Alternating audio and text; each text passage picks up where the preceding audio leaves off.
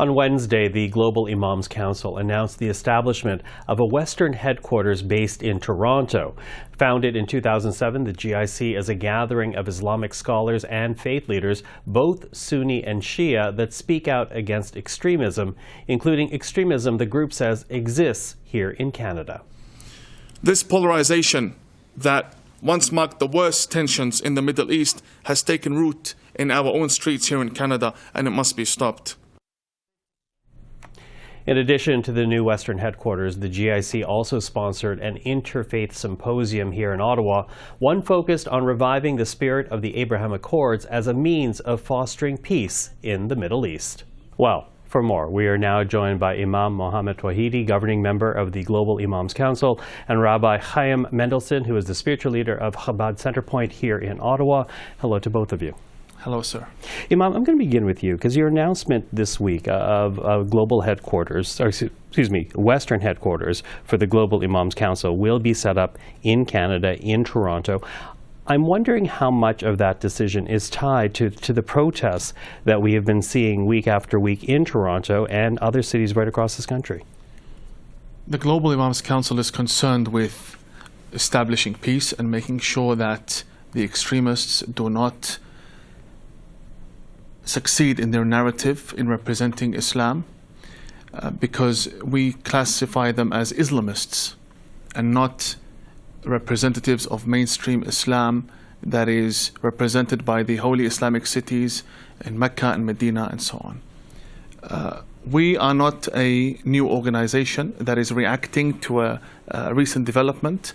We were established in 2014 when ISIS invaded Iraq. And therefore, our presence in Canada only makes sense because, as you expand, we have a Western headquarters now to go along with our Eastern headquarters.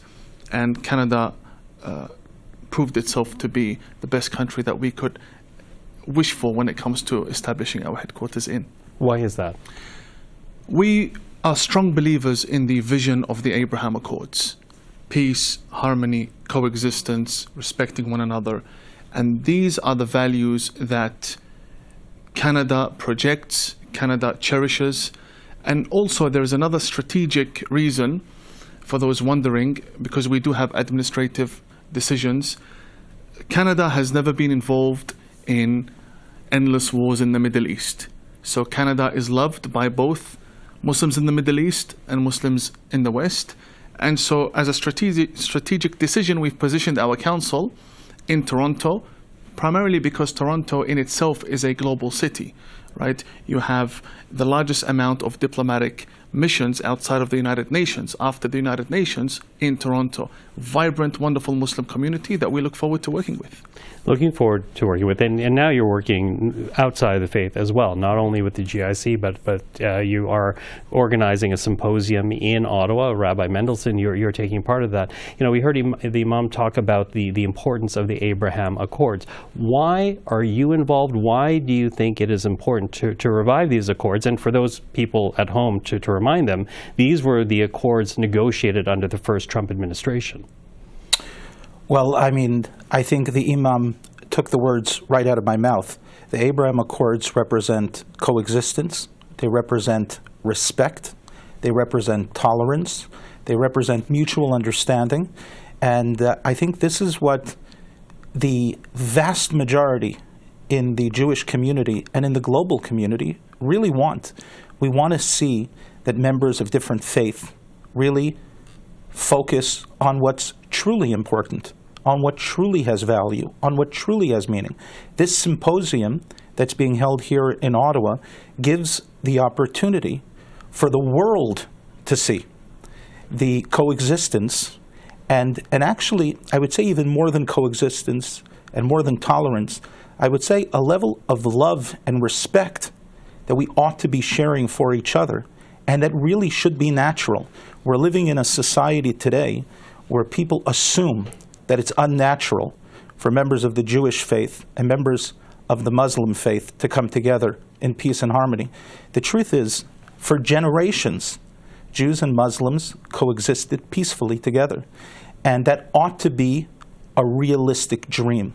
And so to sit here with the Imam and as part of the symposium being organized by the Global Islamic Council is something that I find to be very special, very refreshing, and something that I'm excited to be a part of. Now, Imam Tawhidi, you're on record as saying the following, and this is a direct quote: "On the streets of Canada, we have witnessed tolerance replaced with glorification of terrorism and cooperation replaced with violence." Can you speak to us about that? Because I wonder if you're afraid in saying that whether or not you will alienate members of the Muslim community, whether or not you will alienate Canadians who have taken part in these protests motivated by what they interpret as suffering on the ground in Gaza. When it comes to criticizing Islamists such as Hamas, ISIS, Al-Qaeda, that is our religious duty and also a national duty. There are organizations that are designated as terrorist organizations. Why? Because they are a threat to the nation, but also because those organizations do not conceal their motives. And our criticism of extremists is actually for the protection of our Muslim community. Islam comprises of nearly 2 billion people. 2 billion people cannot be represented by 10 and 20 and 30,000 people carrying machine gun flags, hijacking our holiest month of Ramadan, which is known as the Quds March. We are not activists. We are theologians. We come from the seminary that proposes and formulates and certifies Islamic law. We are more concerned about the direction of the religion and the region, and we don't get involved in the inner issues that are very minor. We believe that if there are problems on the street, that is the responsibility of the police, and we're at their service with any help they may need. Our duty is to protect the Muslim community and protect the vulnerable ones.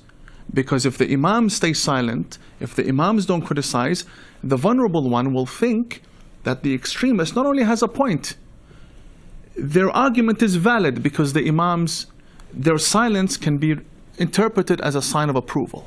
That's why we speak. It's our duty to speak. When we were given and ordained with our turbans, we are told to make sure that we not only represent the religion, we defend our prophet.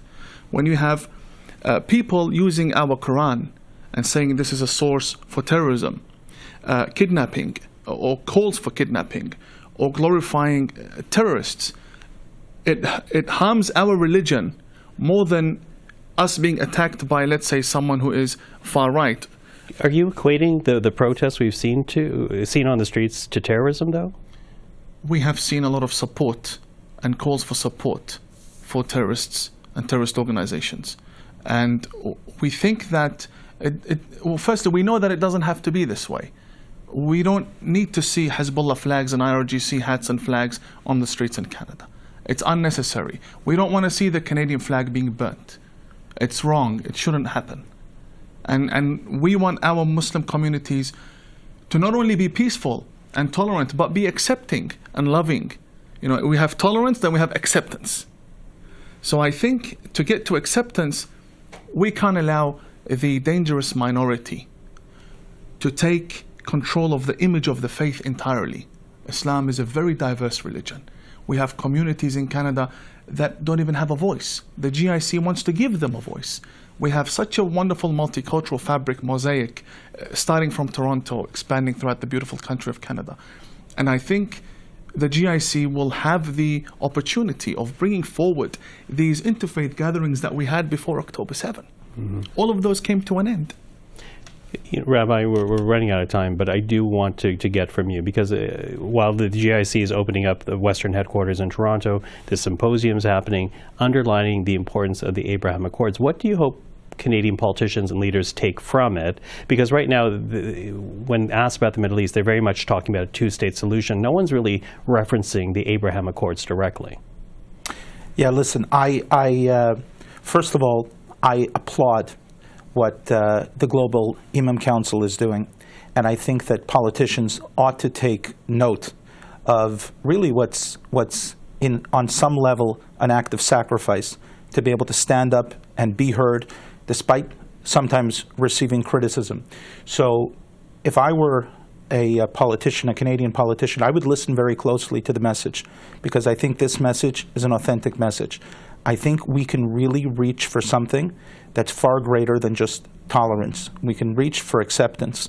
I think that the Abraham Accords was magic, because people recognized, global leaders recognized, global imams recognized, global rabbis recognized that there's an opportunity for shared benefits. And we ought to ignore the noise, the marches, the protests, calling for there to be friction, and ought to embrace something that's more globally peaceful. We ought to aim for the stars. We can achieve greatness if we would only focus on greatness, on that opportunity. And the problem is that sometimes, I believe, Canadian politicians and politicians from all stripes sometimes get so caught in the internal divisions and don't recognize the great opportunity for true growth. Rabbi Mendelsohn, Imam Tawhidi, thank you very much for the time. Thank you for having us. Thank you.